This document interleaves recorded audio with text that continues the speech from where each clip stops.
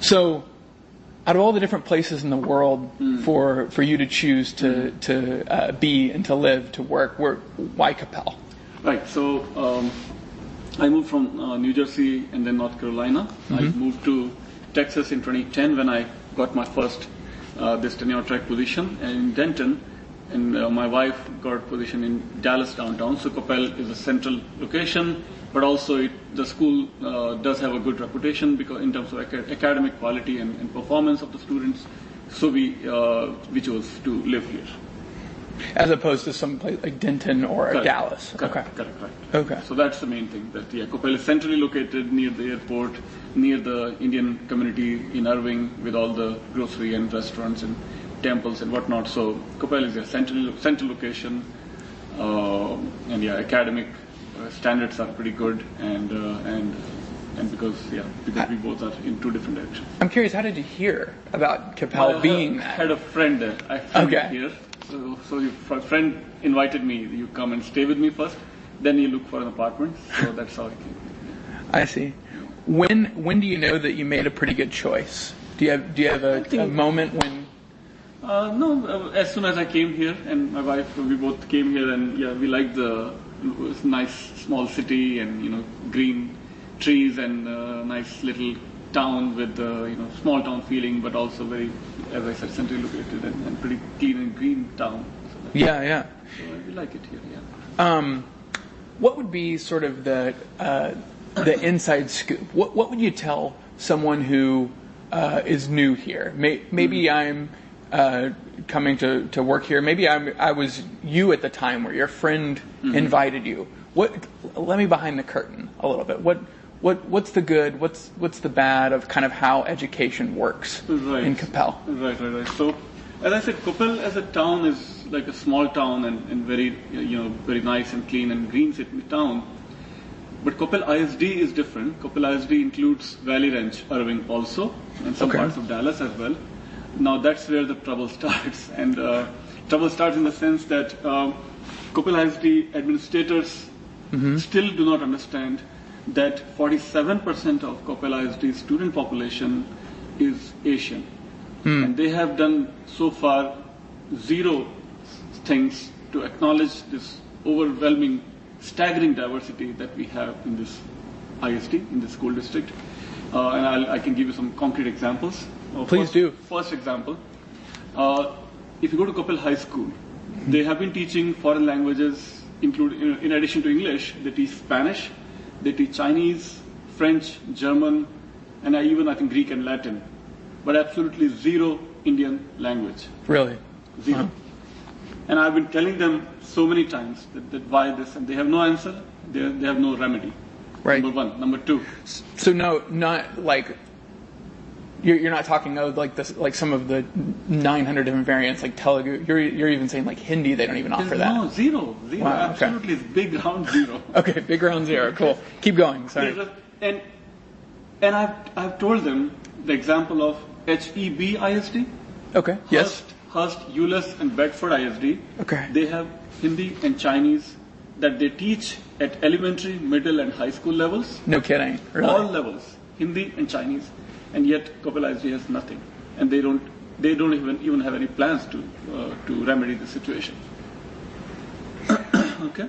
What's the impact of that on the community, on having 47% being ignored? Growing discontent, and there's disappointment, and that we are being discriminated. Maybe not intentionally, but unintentionally, the discrimination is happening. So that's the one big example. Now, Capel ISD is also a district of innovation.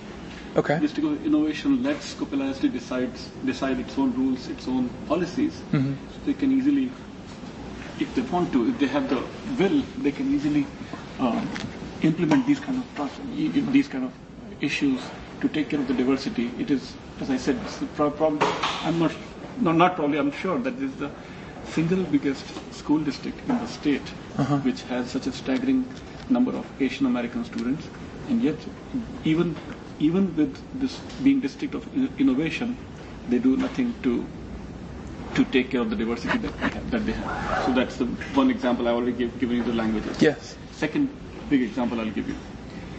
I come from New Jersey, as I said in the beginning.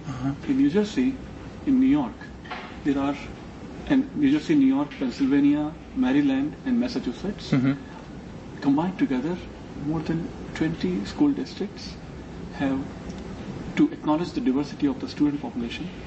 In these 20 school districts, they have a Hindu, that is Indian American holiday, added to the school calendar. They have Chinese holiday added to the school calendar, and they have Muslim holiday also added to the school calendar. Yeah. They don't call it religious holidays, but they have what they say as Professional Development Day or Staff Development Day. Right. But these three, these are the three festival days that are acknowledged on the calendar, Right.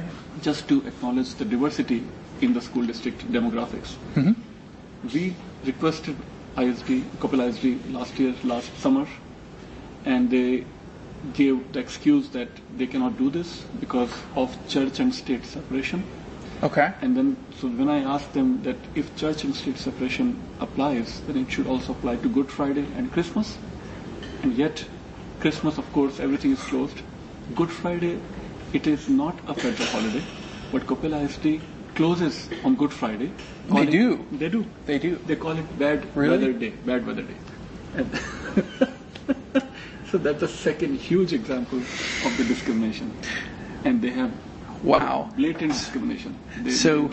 So it might be one thing is if they were open on Good Friday. Correct.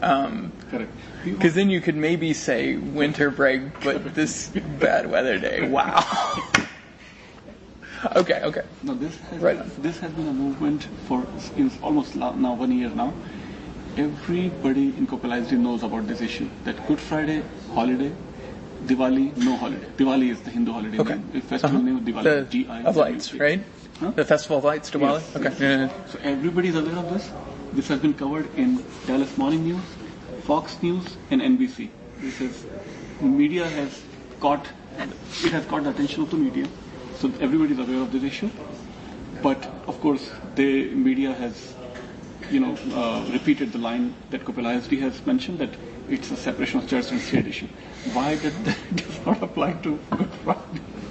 Yeah. So that's the second big example of discrimination I told you. Languages, festival. Okay. I do have a question about like the professional development days, but wouldn't that also mean that the teachers would have to go to work on something like that?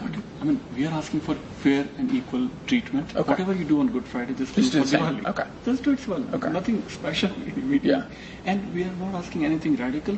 New Jersey, New York, Maryland, Already Massachusetts, precedent. Pennsylvania Okay. have already done. And I'm going to send you a lot of information on that. Okay. Right on. I'll send you a lot of. Please do. Okay. I'll Okay. send you the media coverage. I'll send you the petition online. Okay. That is still going on. That is collecting signatures to designate Diwali as a professional development day.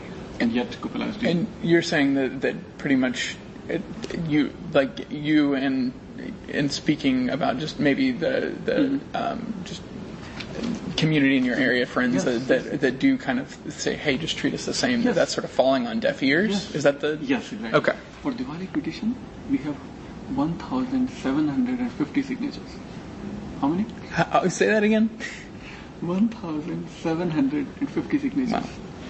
And yes, because it's an online petition, some people might have signed from outside Koppal ISD that I cannot control. Sure. But overwhelming majority of the people who have signed this petition are from Koppal ISD. Yeah. And yet, deaf ears. That's it. So Wow. I gave you two Wow. examples, right? Third example of discrimination. I'm not saying intentional discrimination, but unintentional for sure. Sure. Third example. Teachers. Look at the demographics of the teachers. Okay. Only 2% Asian American teachers. Why? So that's the third. We- I mean, they can definitely represent the teachers with the same ratio that we have in terms of students. 47% students are Asian, only 2% Asian teachers, and 0 on the board, 0 on the staff. Wow. Okay. I do want to ask. Yeah.